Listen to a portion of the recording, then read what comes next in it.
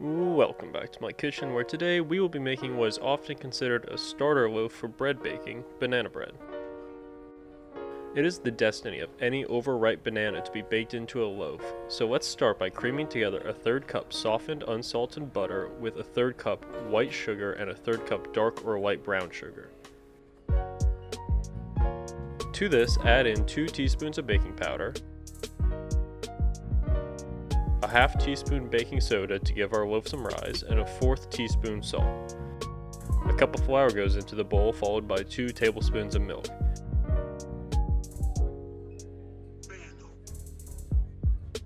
Next is the star of the dish, 3 large overripe bananas. Beat together with an electric mixer on low till combined, then increase the speed to high and beat for 2 minutes.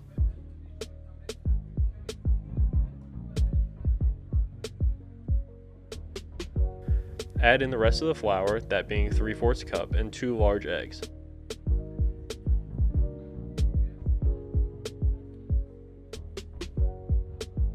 Beat to combine, and we can set aside the electric mixer before adding in a half cup of chopped walnuts and a half cup of dark chocolate chunks.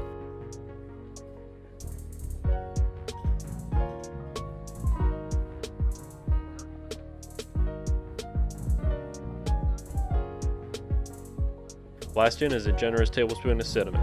Stir together and let's talk pans. Spray down an 8.5 by 4.5 inch loaf pan with a non-stick spray. Pour the batter in, and for some style points, take a half a banana and dust in brown sugar before placing it on top of the batter, cut side up.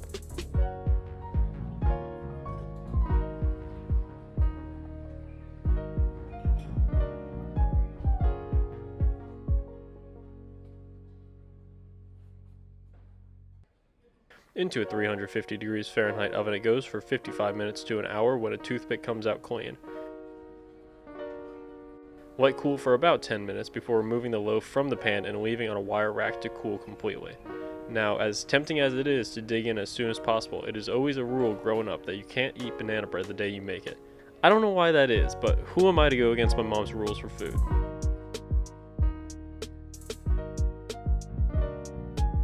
So, as you can see by my pajamas and lack of apron, it is the next morning, so let's cut in.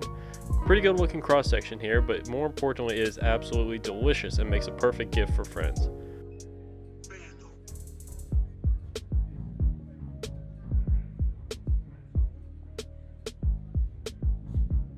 If you like this video, consider watching another. If you want to see more recipes in the future, hit that subscribe button, and as always, thank you for watching.